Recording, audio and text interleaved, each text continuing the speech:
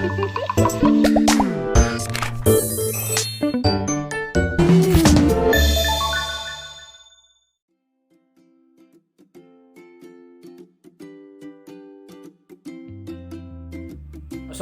warahmatullahi wabarakatuh. Kami dari kelompok 2 ingin mempresentasikan hasil kerja kami dengan judul Perjanjian Jual Beli. Yang pertama adalah pengertian perjanjian. Perjanjian adalah persetujuan tertulis atau dengan lisan yang dibuat oleh dua pihak atau lebih, masing-masing bersepakat akan mentaati apa saja dalam persetujuan itu. Berikutnya adalah hukum yang mengatur tentang jual beli. Yang pertama, pengertian yang membahas mengenai jual beli terdapat pada pasal 1457 KUH Perdata. Yang kedua, dasar hukum yang mengatur mengenai jual beli terdapat pada pasal 1457 sampai 1540 KUH Perdata. Menurut pasal 1457 KUH Perdata, pengertian jual beli adalah suatu perjanjian di mana suatu pihak mengikat dirinya untuk menyerahkan hak milik atas suatu barang dan pihak yang lain untuk membayar harga yang telah diperjanjikan. Satu pihak menyerahkan benda di pihak lain, menentukan dan menetapkan harga benda yang akan diperjualbelikan. Kemudian ada pengertian jual beli menurut para ahli. Yang pertama, menurut Wirjono Projodikoro, jual beli adalah suatu pertujuan di mana suatu pihak mengikat diri untuk wajib menyerahkan suatu barang dan pihak lain wajib membayar harga yang dimufakati mereka berdua. Kemudian menurut Profesor R. Subekti, jual beli sebagai perjanjian bertimbal balik di mana pihak yang satu, penjual, berjanji untuk menyerahkan hak milik atas suatu barang, sedangkan pihak lainnya, pembeli, berjanji untuk membayar harga yang terdiri atas sejumlah uang sebagai imbalan dari perolehan hak tersebut. Kemudian ada unsur-unsur pokok jual beli. Unsur-unsur pokok esensialia dari perjanjian jual beli adalah barang dan jasa. Dan sesuai dengan asas konsensualisme yang menjiwai hukum perjanjian, maka perjanjian jual beli sudah dilahirkan sejak detik tercapainya sepakat mengenai barang dan harga. Yang hal tersebut telah dijelaskan pada pasal 1458 KUH Perdata yang berbunyi, jual beli itu dianggap sudah terjadi antara kedua belah pihak setelah mereka mencapai sepakat tentang barang dan harga, meskipun barang itu belum diserahkan maupun harganya belum dibayar. Kemudian ada pengertian mengenai barang dan harga. Yang pertama ada barang.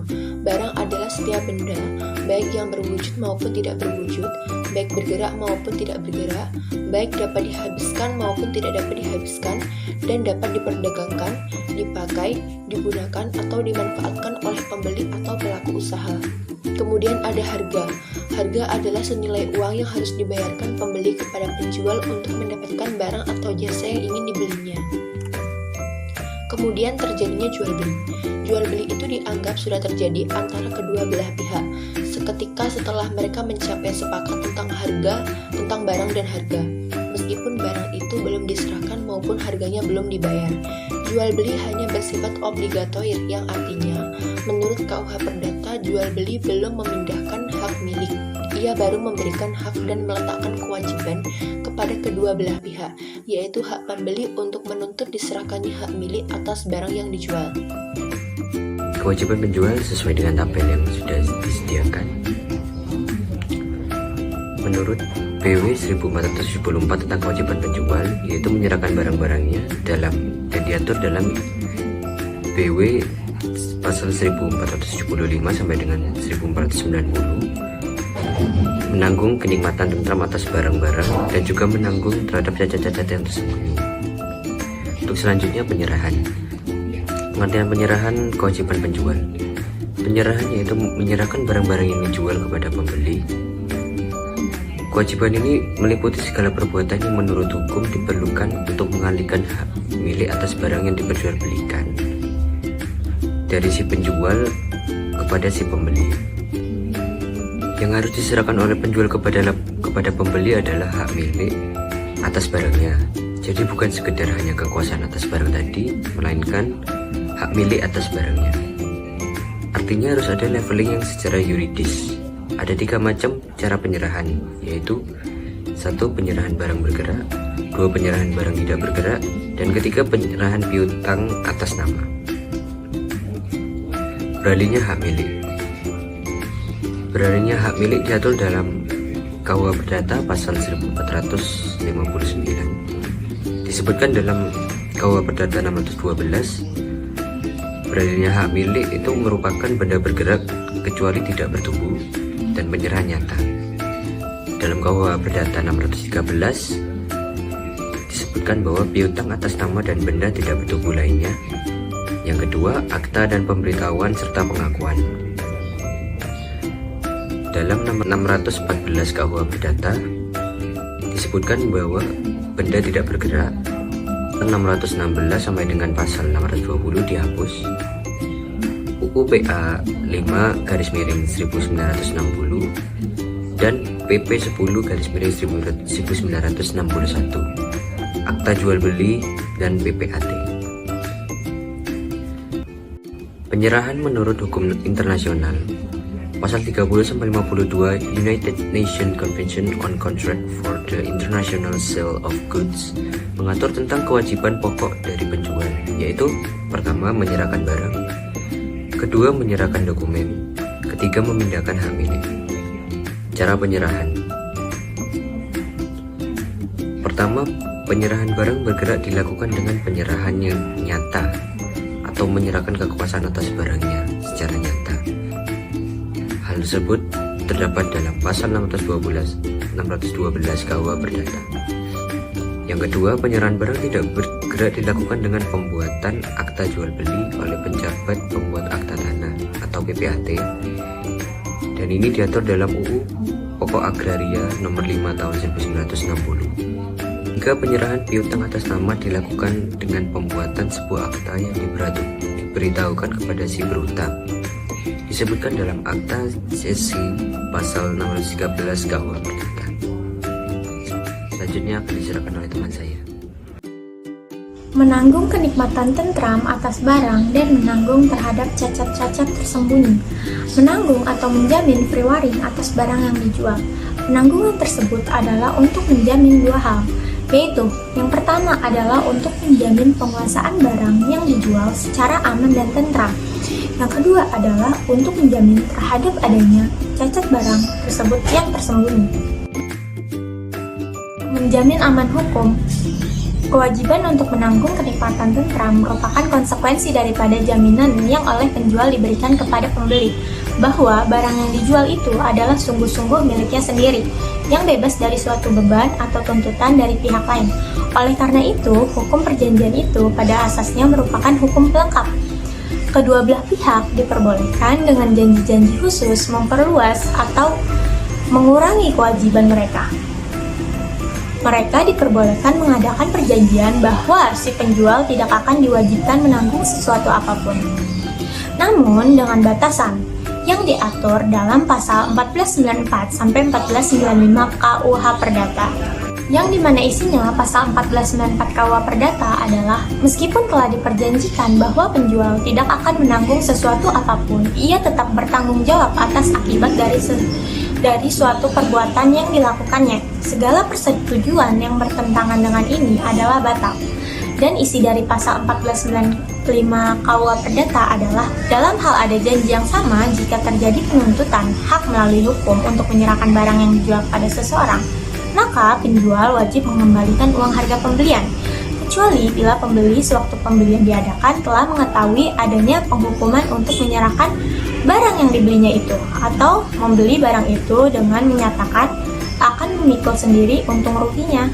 Jika dijanjikan penanggungan atau jika tidak dijanjikan apa-apa, maka pembeli dalam hal adanya tuntutan hak melalui hukum untuk menyerahkan barang yang dibelinya kepada seseorang, pembeli berhak menuntut kembali dari penjual pengembalian uang harga pembelian, pengembalian hasil jika ia wajib menyerahkan hasil itu kepada pemilik yang melakukan tuntutan itu. Biaya yang dikeluarkan sehubungan dengan gugatan pembeli untuk ditanggung. Begitu pula biaya yang telah dikeluarkan oleh penggugat. Penggantian biaya, kerugian, dan bunga, serta biaya perkara mengenai pembelian dan penyerahan sekadar itu telah dibayar. Jika ternyata bahwa pada waktu diadakan penuntutan hak melalui hukum, barang itu telah merosot harganya atau sangat rusak, maka penjual wajib mengembalikan uang harga pembelian seluruhnya. Jika ternyata ternyata pada waktu diadakan penuntutan hak melalui hukum, barang itu telah bertambah harganya meskipun tanpa perbuatan pembeli, maka penjual wajib untuk membayar kepada pembeli apa yang melebihi uang harga pembelian itu. Menanggung cacat tersembunyi. Mengenai kewajiban untuk menanggung cacat tersembunyi, si penjual diwajibkan menanggung cacat tersembunyi pada barang yang dijualnya yang membuat barang tersebut tidak dapat dipakai untuk keperluan yang dimaksudkan apabila tidak diperjanjikan. Sebaliknya, Pasal 1504 sampai 1506 KUH Perdata, si penjual tidak diwajibkan menanggung terhadap cacat-cacat yang kelihatan kalau cacat itu kelihatan dapat dianggap bahwa pembeli menerima adanya cacat itu. Ganti rugi atas cacat tersembunyi bergantung pada pengetahuan si penjual tahu atau tidak. Jika penjual tahu, penjual harus mengembalikan harga yang telah diterima serta segala biaya kerugian dan bunga kepada pembeli. Jika penjual tidak tahu, hanya berkewajiban mengembalikan harga pembelian dan mengganti biaya yang telah dikeluarkan oleh pembeli untuk melakukan pembelian dan penyerahan mobil tersebut. Kemudian, apa saja sih yang menjadi kewajiban dari pembeli? Nah, kewajiban utama dari pembeli adalah membayar harga pembelian pada waktu dan di tempat sebagaimana ditetapkan menurut perjanjian, pasal 1513 KUH Perdata, dan harga tersebut harus berupa sejumlah uang. Selanjutnya, perjanjian yang harganya harus ditetapkan oleh pihak ketiga pada hakikatnya adalah suatu perjanjian dengan suatu syarat yang tangguh, karena perjanjian itu baru akan jadi jika harga sudah ditetapkan oleh orang ketiga. Jika pada waktu membuat persetujuan tidak ditetapkan hal-hal tersebut, maka pembeli harus membayar di tempat dan pada waktu penyerahan. Apabila si pembeli tidak membayar harga pembelian, maka itu merupakan non-prestasi yang memberi alasan kepada si penjual untuk menuntut ganti rugi ataupun pembatalan pembelian menurut ketentuan pasal 1266 dan pasal 1267. Meskipun demikian, penjualan barang-barang dagangan dan perabotan rumah, pembatalan pembelian untuk kepentingan penjual terjadi demi hukum tanpa peringatan setelah lewatnya masa waktu yang ditentukan untuk mengambil barang yang dijual. Selanjutnya adalah risiko jual beli. Risiko adalah kewajiban memikul kerugian yang disebabkan karena suatu kejadian di luar kesalahan salah satu pihak yang menimpa barang yang menjadi objek perjanjian. Persoalan tentang risiko itu berpokok pangkal pada terjadinya suatu peristiwa di luar kesalahan salah satu pihak. Peristiwa itu dinamakan keadaan memaksa atau overmatch. Mengenai risiko dalam jual beli dalam BW itu ada 3 peraturan. Yang pertama adalah mengenai barang tertentu pada pasal 1460. Mengenai barang tertentu bahwa barang itu sejak saat pembelian adalah atas tanggungan si pembeli, meskipun penyerahannya belum dilakukan. Yang dimaksudkan dengan barang tertentu adalah barang yang pada waktu perjanjian dibuat sudah ada dan ditunjuk oleh si pembeli. Pada pasal 1460 dibatasi lagi, yaitu ia hanya dipakai jika yang terjadi itu adalah suatu keadaan yang memaksa yang mutlak. Yang kedua adalah mengenai barang yang dijual menurut berat, jumlah, atau ukuran pada pasal 1461. Menurut ketentuan pasal 1461 dan 1462, risiko atas barang yang dijual menurut jumlah, berat, dan ukuran diletakkan pada pundaknya si penjual hingga barang tersebut telah ditimbang dan dihitung atau diukur. Sedang risiko atas barang yang dijual menurut tumpukan diletakkan pada si pembeli. Barang yang masih harus ditimbang lebih dahulu, dihitung atau diukur sebelum dikirim kepada si pembeli, baru dipisahkan dari barang milik si penjual. Setelah dilakukannya penimbangan, perhitungan atau pengukuran, dikirimkan kepada pembeli atau untuk diambil oleh pembeli.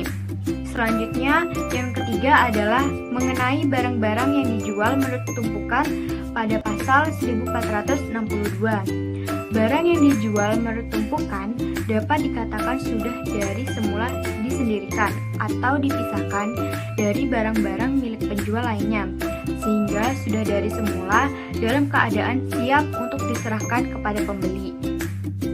Selanjutnya adalah jual beli dengan hak membeli kembali. Kekuasaan untuk membeli kembali barang yang telah dijual diterbitkan dari suatu janji di mana si penjual diberikan hak untuk mengambil kembali barangnya yang telah dijual dengan mengembalikan harga pembelian yang telah diterimanya, disertai biaya yang telah dikeluarkan untuk menyelenggarakan pembelian serta penyerahan. Definisi dari pasal 1519 dan 1532 KUH Perdata dari perjanjian jual beli dengan janji membeli kembali. Hak membeli kembali tidak boleh diperjanjikan untuk sewaktu-waktu yang lebih lama dari 5 tahun. Si penjual yang lalai memajukan tuntutan untuk membeli kembali dalam tenggang waktu yang telah ditetapkan, maka si pembeli tetap sebagai pemilik barang yang telah dibelinya itu. Itu tercantum pada pasal 1520 dan 1521. Jual beli piutang. Penjualan suatu piutang meliputi segala sesuatu yang melekat padanya seperti penanggungan, hak istimewa, dan hak hipotek. Barang siapa menjual suatu piutang atau suatu hak yang tak berwujud lainnya harus menanggung hak-hak itu benar atau pada waktu diserahkan, biarpun penjualan dilakukan tanpa janji penanggungan. Si penjual piutang tidak bertanggung jawab atas kemampuan debitur kecuali jika ia mengikatkan dirinya untuk itu dan hanya bertanggung jawab untuk jumlah pembelian yang telah diterimanya. Hak reklame pasal 230 KUHD. Hak reklame yaitu hak penjual untuk menarik kembali barang yang sudah dibeli pembeli dengan harga tertentu baik tunai atau kredit yang belum dibayar atau dibayar sebagian selama jangka waktu 30 hari. Tujuan dari hak reklame adalah untuk melindungi penjual apabila pembeli tidak membayar harga penjualan, maka dengan menarik kembali secara sepihak barang yang dijadikan objek jual beli. Pasal 1513 KUHP Perdata menyatakan bahwa kewajiban utama pembeli adalah membayar harga pembelian pada waktu dan tempat sebagaimana ditetapkan menurut perjanjian. Syarat untuk melakukan hak reklame yaitu diatur dalam KUHD lebih ringan karena 1. Jual belinya tidak harus tunai. 2. Penuntutan kembali dapat dilakukan dalam jangka waktu 60 hari. 3. Penuntutan kembali masih boleh dilakukan meskipun barangnya sudah beralih ke tangan orang lain. Contoh kasus perjanjian jual beli. Kasus pertama, saya melakukan pembelian rumah, harga disepakati di awal 555 juta rupiah. Kemudian saya membayar DP 5 juta rupiah. Setelah beberapa waktu, penjual meminta lagi tambahan dengan alasan ibunya sakit dan butuh uang. Total saya sudah kasih DP 40 juta rupiah. Ini tanpa ada perjanjian atau kwitansi, cuma bukti transfer ATM. Kemudian secara sepihak penjual menaikkan harga jual menjadi 565 juta rupiah, naik 20 juta rupiah. Secara sepihak saya batalkan mengambil rumah tersebut, tetapi penjual tidak mau mengembalikan DP yang sudah saya bayarkan. Apakah saya dapat menempuh jalur hukum supaya penjual mau mengembalikan DP saya? Kalau bisa, bagaimana proses hukum yang dapat saya tempuh? Penyelesaian. Memang berdasarkan pasal 1464 KUH Perdata, uang DP tidak dapat dikembalikan. Jika pembelian dilakukan dengan memberi uang panjar, maka salah satu pihak tak dapat membatalkan pembelian itu dengan menyuruh memiliki atau mengembalikan uang panjarnya. Namun, pihak tersebut tidak jadi melakukan pembelian karena penjual menaikkan harga jual secara sepihak menjadi 565 juta rupiah. Padahal, sebagaimana yang disepakati di awal perjanjian bahwa harganya adalah 545 juta rupiah. Pasal 1457 KUH Perdata, jual beli adalah suatu persetujuan dengan mana pihak yang satu mengikatkan dirinya untuk menyerahkan suatu barang dan pihak yang lain untuk membayar harga yang dijanjikan. Pasal 1458 KUH Perdata, jual beli dianggap telah terjadi antara kedua belah pihak. Segera setelah orang-orang itu mencapai kesepakatan tentang harga tersebut beserta harganya, meskipun barang itu belum diserahkan dan harganya belum dibayar. Akan tetapi, terkait pengembalian DP dalam kasus ini dimungkinkan untuk dilakukan dengan melakukan upaya hukum wan prestasi, karena si penjual seharusnya menjual dengan harga sebagaimana disepakati di awal atau tidak secara sepihak mengubah harga sehingga Anda dirugikan. Di sini saya akan menjelaskan kasus nomor 2, yaitu putusan Pengadilan Negeri Surabaya nomor 366 PDT G 2013 Pengadilan Negeri Surabaya, bahwa harga awal rumah adalah 275 juta yang dicantumkan dalam perjanjian jual beli rumah dan tanah sengketa terletak di Jalan Ketan Bangkali nomor 41A Surabaya antara penggugat dan tergugat. Pada perjanjian jual beli tersebut, penggugat telah membayar DP sebesar Rp116.500.000 dan pada saat akan dibuatkan akta jual beli rumah dan tanah tersebut, secara sepihak tergugat menaikkan harga menjadi Rp350 juta.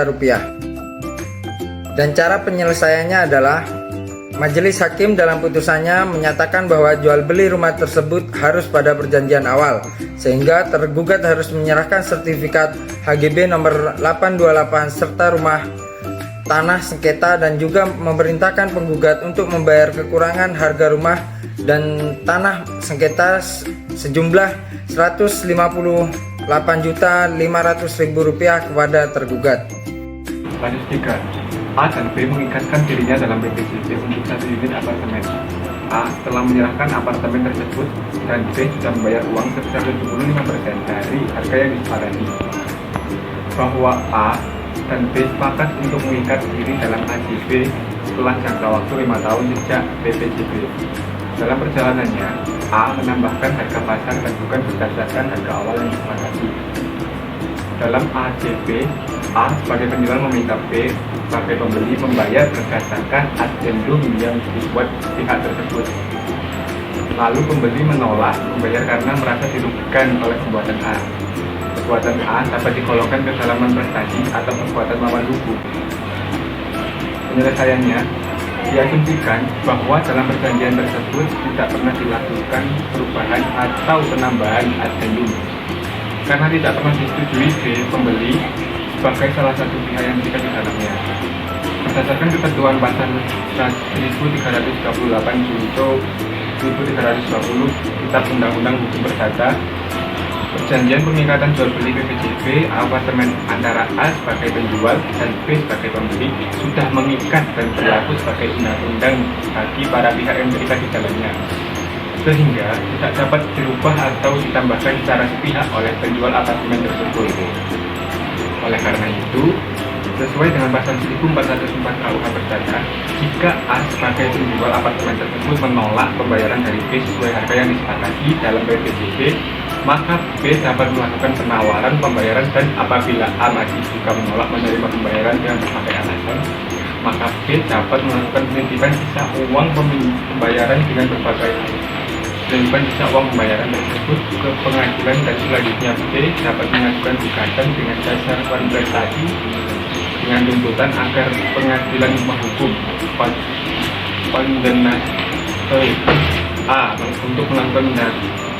untuk melakukan penandatanganan akta jual beli AJB di hadapan pejabat pembuat akta tanah dengan konsekuensi uang paksa langsung apabila tidak dipenuhi. Nah, kesimpulannya adalah perjanjian jual beli dapat dikatakan sebagai perjanjian yang subjeknya adalah manusia, yaitu pihak penjual dan pihak pembeli. Dalam perjanjian jual beli, pihak penjual bersedia untuk memindahkan hak milik atas bendanya kepada pihak pembeli sebagai pihak yang akan membayar sejumlah uang sebagai harga yang telah disepakati sejak awal perjanjian. Dalam perjanjian, tentu juga dibutuhkan surat perjanjian jual beli sebagai tanda surat hasil kesepakatan penjual dan juga pembeli dalam perjanjian yang telah dilakukan. Di dalam KUH Perdata, perjanjian jual beli telah diatur dalam pasal 1457 sampai 1540. Perjanjian jual beli dapat terjadi dan disepakati apabila telah melengkapi beberapa syarat-syarat perjanjian jual beli, mulai dari kesepakatan, kecakapan untuk memulai perjanjian suatu hal tertentu, dan sebab perjanjian. Selain itu, pihak penjual dan pihak pembeli keduanya juga sama-sama memiliki hak dan kewajiban dalam jual beli yang mana telah ditetapkan dalam KUH Perdata. Sebenarnya, perjanjian jual beli itu juga dapat dibatalkan. Pembatalan perjanjian jual beli dapat dilakukan pihak penjual apabila pihak pembeli sama sekali tidak memiliki itikat baik untuk melakukan pembayaran. Sekian dari kelompok kami, terima kasih.